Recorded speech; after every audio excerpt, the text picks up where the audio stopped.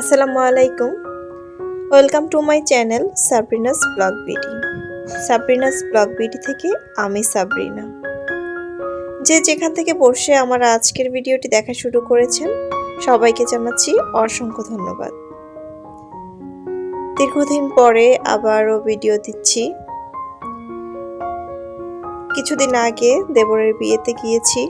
সবাইকে বলে গিয়েছিলাম আমি দেবরের বিয়ে খেতে যাচ্ছি, কিন্তু দুর্ভাগ্যবশত বিয়ের বাড়ি থেকে আসার পর 3 থেকে আমার মেয়েটা প্রায় সপ্তাহখানেকের মতো খুব অসুস্থ।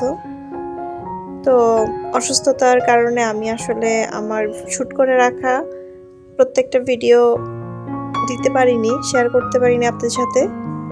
আসলে পরিবারের কেউ যদি অসুস্থ থাকে, তার মধ্যে যদি আমার সন্তান অসুস্থ হয়, তাহলে কিন্তু কোনো কিছুই মনে হয় না ইজি হয় কারোর জন্য। আমিও তার ব্যতিক্রম নই। আমার মেয়েটাও অসুস্থ হতে আমিও অনেকটা ভেঙে পড়েছি।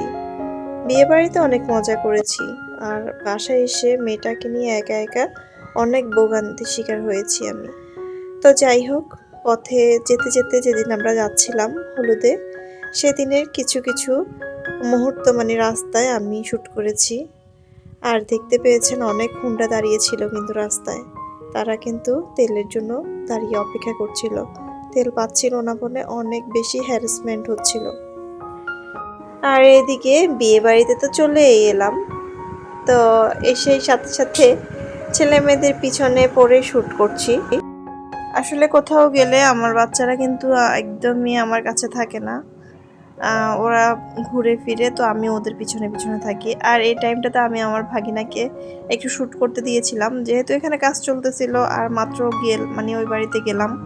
তো ওর মোবাইলে শ্যুট করতেছিল, আমিও বললাম যে যাও আমার মোবাইলেও শ্যুট করো। তো একটুখানি শ্যুট করেছে, এসে বলছে মামুনি আমি কিন্তু সুন্দর করে শ্যুট করিনি।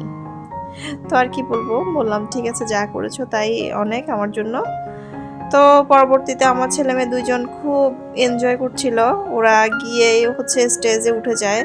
আমরা যখন যাই তখন কিন্তু অনেকটা স্টেজের কাজটা একদমই শেষ পর্যায়ে। আর যে গেটে কিছু ঝাড়বাতি ও কাজ করছিল। তো আমার কাজ আমার ছেলেমেয়েদের পিছনে পিছনে থাকা, যেটা আমার জন্য সব সময় মূল কাজ। কে কি করছে না করছে সেটা না দেখে আমার সন্তানদেরকে আমি যে প্রপারলি চোখে চোখে রাখতে হবে। এটা আমার হাজব্যান্ডের সবসময় ওর কথা যে এটা তোমার আর কোনো কাজ নাই, যে বাচ্চাদের পিছনে সময় দিবা, বাচ্চারা কি করতেছে ওদেরকে একটু সেভে রাখবা। তো আমারও পার্সোনালি আসলে এই জিনিসটা মাথায় থাকে যে আমার ছেলে মেয়ে কী করতেছে ওদেরকে দেখি। আর যেহেতু আমরা যখন যাই তখনই দেখছিলাম যে রান্নাবান্নার প্রস্তুতি চলছিল, আর আমার মেয়েটা এত বেশি হাঁটাউটা করছিল, সামনেই দেখতে পারবেন। ও এত বেশি হাঁটাহাঁটি করছিল যে চুলার তাপটা না গায়ে লাগতেছিল। আমি খুব ভয় পেতেছিলাম যে ও না জানি ওইদিকে চলে যায়। তো আমার ভাগ্নি আমার ননদের মেয়ের সাথে ও হাঁটতেছিল, ওই মুহূর্তে আমি খুব ভয় পাচ্ছিলাম। তো যাই হোক, যতটা পেরেছি আমি আমার চোখে চোখে রাখার চেষ্টা করেছি। এই যে ছেলে দৌড়াদৌড়ি করছে, আমি একটু শ্যুট করতে গিয়েছি। আসলে আমি যে টাইমে শ্যুট করতেছিলাম ওই টাইমে কিন্তু এত মানুষ ছিল না। তো চিন্তা করলাম যে না, বাচ্চাদের কে দেখার সাথে সাথে আমি একটু শ্যুটও করে নিই। মানুষ চলে আসলে কিন্তু এভাবে শ্যুট করাটা খুব অড লাগে। তো আমি আমার ছেলে মেয়েদেরকে আর ছোটো ছোটো ভাগিনা ভাগ্নিদেরকে নিয়ে আমি ওদেরকে নিয়ে হাঁটছি আর শ্যুটটা করে নিলাম। আসলে কি বলবো, কোথাও গেলে আমাদের ব্লগারদের একটাই কাজ থাকে যে ছোট ছোট ক্ষুদ্র ক্ষুদ্র কিছু ক্লিপ নিয়ে একটা ভিডিও মেক করে আপনাদের জন্য যে রিপ্রেজেন্ট করা। তো এখানে ফটোশ্যুট করার জন্য সেলফি যারা উঠাবে বা ফটো তুলবে তাদের জন্য। আর এই যে আমি যে বলেছি এখানে আগুন জ্বালিয়ে যে কাজ করবে, এই যে করতেছিল, আর আমি ওদেরকে খুব সেভে রাখার চেষ্টা করতেছিলাম। আমার মেয়ে তো বারবার আগুনের কাছে চলে যাচ্ছিল। তো আসলে ওই টাইমটা আমার জন্য সো টাফ ছিল ওদেরকে সামাল দেওয়া। তারপরও সামাল দিয়েছি। আর এদিকে সবাই মেহেদি লাগাচ্ছে। আমার এক হাতেও আমার ননদ মেহেদি লাগিয়ে দিয়েছে। আমার চাচাতো ননদ সবাইকে মেহেদি লাগিয়ে দিচ্ছে। সবাই এক হাতে মেহেদি লাগিয়েছে, আর এক হাত সবারই খালি ছিল মোটামুটি। তো আমিও এক হাতে মেহেদি লাগিয়েছি, পায়ে লাগিয়েছি, এবং কি আরেক হাতে আমার ছোট ননদটাই লাগিয়ে দিয়েছিল, আমার চাচাতো ননদ। ছোট বলছি আসলে দেখতে দেখতে ওরাও একটু বড় হয়ে গিয়েছে। আর কি বলবো, দিন চলে যাচ্ছে, ননদ দেবর সবাই বড় হয়ে গিয়েছে। তো ওদের বিয়েও শুরু হয়ে গিয়েছে। আমার যখন বিয়ে হয় ওরা কিন্তু অনেকটা ছোট ছোট পিচি পিচি। তো আমার শ্বশুর বাড়িতে হচ্ছে যে আমি সবার বড় বড় বউ, আর সেদিক থেকে সবাই বড় ভাবি বলে আসলে অন্যরকম একটা আলাদা রেসপেকটেশন আছে। তো এখানে যে এসেছি আমার দেবর, তো ওদের কাছে ওর বিয়ের প্রত্যেকটা জিনিসে হচ্ছে যে হলুদ থেকে শুরু করে বিয়ে পর্যন্ত যা যা মানে ভাবিরা করা লাগে, আর সে দায়িত্বটা আমার কাছে ছিল। বড় ভাবি করে মানে বড় ভাবিকেই করতে হবে। মানে এই জিনিসগুলো আসলে খুব ভালো লাগে, খারাপ লাগে না, আমার কাছেও খুব ভালো লেগেছে। ও হচ্ছে আমার ছোট ননদের বড় মেয়ে। আমার ননদের 2 মেয়ে, তো ও বড় আরেকজন ছোট। আর আমার বড় ননাসের হচ্ছে 3 ছেলে মেয়ে, 1 মেয়ে আর 2 ছেলে।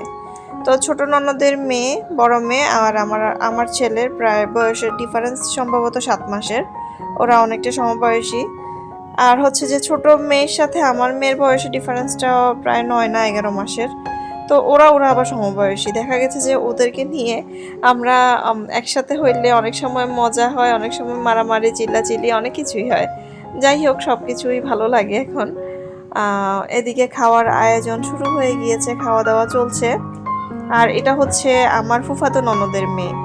তো ওকে শাড়ি পরিয়ে হচ্ছে আমরা স্টেজে নিয়ে আসছিলাম একটু ছবি তুলবো, কারণ পিচ্চিরা কিন্তু খুব তাড়াতাড়ি ঘুমায় যায়। আমরা যদিও সারা রাত জেগেছিলাম, ওরা কিন্তু সারা রাত জেগেছিল না।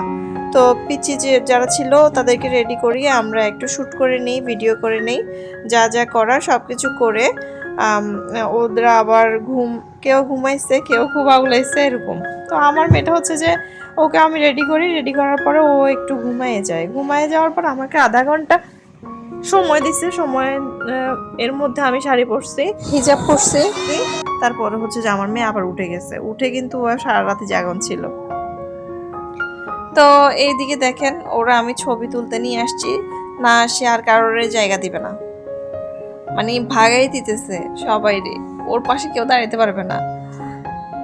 না না না, এমন একটা ভাব করতেছে। ও ছোট চাচু আসছিল, চাচা এসেও নিতে চাইছে, কিন্তু না, যাবে না, সে কাউকে দাঁড়াইতে দিবে না, চুপ বব অনেক কিছু বলতেছে। তো যাই হোক, মাশাল্লাহ আমার মেয়েটা অনেক এনজয় করছে। মাশাল্লাহ বলবেন সবাই, সবার কাছে একটাই মানে রিকোয়েস্ট, বাচ্চাদেরকে দেখলেই মাশাল্লাহ বলবেন। আর এদিকে ওই বাড়ি থেকে আসার পরই তো আমার মেয়েটা অসুস্থ হয়ে যায়। আমার মেয়েটা এখানে যেমন দেখতেছেন এখন কিন্তু বর্তমানে সে মানে এরকম আর নাই। আমার মেয়ে অনেক সুখ হয়ে গেছে গা। তো যাই হোক, আপনারা যেহেতু ভিডিও দেখতেছেন, আমিও ভিডিও শেয়ার করব, দেখবেন। তো এটা হচ্ছে ওর ছোট চাচু, মানে ওর বড় চাচুর বিয়ে। ও চাচুর বিয়েতে আসছে আর ছোট চাচুর কোলে উঠে বসে আছে। আর তখন কিন্তু আমার মেয়ে আবার ঘুম থেকে উঠে যায়। তো ওর ড্রেস চেঞ্জ করে আমি ওকে খুব পাতলা একটা জামা পরাই দেই। আর খুব গরমও পড়তেছে, ভারী আসলে বাচ্চা মানুষ তো, তাদেরকে বেশিক্ষণ কিন্তু জর্জেট বা অন্য কাপড় পরে রাখাও ঠিক না, কারণ অনেক গরমের মধ্যে ঘামায় বেশি ওরা। তো এইদিকে সব কিছু চলছে, সবাই হচ্ছে যে স্টেজে উঠেছে, উঠার পরে যে ফর্মালিটিগুলো করার সেগুলো করতেছে। আর আমি না সব কিছু শ্যুট করি নাই, কারণ হচ্ছে যে এখানে মেয়ে মানুষ আছে, অনেক মহিলারা আছে, যার কারণে তাদেরকে শ্যুট করলাম না, কারণ সবাই কিন্তু ক্যামেরার সামনে আসতে কমফোর্টেবল না। আর যেহেতু একটা ব্লগ চ্যানেলে দিলে অনেক বেশি ছড়াবে, কার কাছে কোথায় যায় সবাই তো আর পছন্দ করে না। যেখানে আমি নিজে চেহারা দেখাই না, সেখানে আমি অন্য জনদের চেহারা দেখাইতেও কমফোর্টেবল না। তো এইদিকে সব ছেলেরা সবাই পাঞ্জাবি পরছে একই রকম, তো ওদেরকে শ্যুট করছি। আর আমরা মেয়েরা হচ্ছে যে শাড়ি পরছি একই রকম। তো সব কিছু তো আসলে আমি দেখাইতে পারতেছি না, তার জন্য আমি খুবই দুঃখিত। অনেক সুন্দর সুন্দর মুহূর্ত আমরা কাটিয়েছি, যেগুলো ক্যামেরা বন্দি করেছি ঠিকই, কিন্তু আমি কিন্তু ক্যামেরার সামনে আপনাদের সামনে উপস্থাপন করতে পারছি না। তো এই জায়গায় সবাই আকাশি পাঞ্জাবি পরছে। তো আমার ছেলের জন্য আসলে যদি মানে আমি জানতাম না যে ছেলেরা ম্যাচিং করে পরছে, তাহলে আমি আব্দুল্লার জন্য বানাই নিতাম বা ওর জন্য একটা অর্ডার দিতাম। তো যাই হোক, ও আমাদের শাড়ির কাছাকাছি যে একটা পাঞ্জাবি ছিল আমি ওটা পরাইছি। আর এখানে আমি কি চুড়ি পরছি সেগুলো আপনাদের সামনে একটু ডিসপ্লে করলাম। শাড়ি পরে, চুড়ি পরে, মেহেদি পরে বসে আছি। তো এর পরবর্তীতে আরও কিছু রিচুয়াল থাকে, ওগুলো সব কিছু কমপ্লিট করছি, কিন্তু আমি ক্যামেরা বন্দি করতে পারিনি সব কিছু। আর এইদিকে এটাকে আমাদের এদিকে সাগর রান্না বলে থাকি, হলুদের দিন এটা খাওয়ানো হয়, মানে 7টা লমকা খাওয়ানো হবে 7 তরকারি দিয়ে। তো দুলা কিন্তু এর মাঝে মানে বউয়ের কাছে চলে গেছে, বউয়ের কাছে চলে গিয়ে ফটোশুট যা কিছু করা সব কিছু করে চলে আসছে। তারপরে হচ্ছে যে আমরা সাগর রান্না যে রিচুয়ালটা আছে ওইটা কমপ্লিট করি। কার কার এলাকায় কিভাবে এই রিচুয়ালগুলো কমপ্লিট করে অবশ্যই কমেন্টের মাধ্যমে জানাতে ভুলবেন না। আমি কিন্তু কমেন্টের অপেক্ষায় বসে থাকবো, তো দেখতে থাকুন। তো সবাই মিলে ও যে রিচুয়ালটা করার ওইটা করাইছি। করানোর পরে হচ্ছে খেতে চাচ্ছিল না, সে খাবে না, তো যাই হোক এরপরে ওর যে রিচুয়ালটা মানে 7 লমকা খাইতে হবে ওইটা খাওয়ার পরে বরের ভাই, বরের ছোট ভাই সবাই মিলে হচ্ছে যে ডিশটা কমপ্লিট করে, খাওয়া দাওয়াটা কমপ্লিট করতেছে।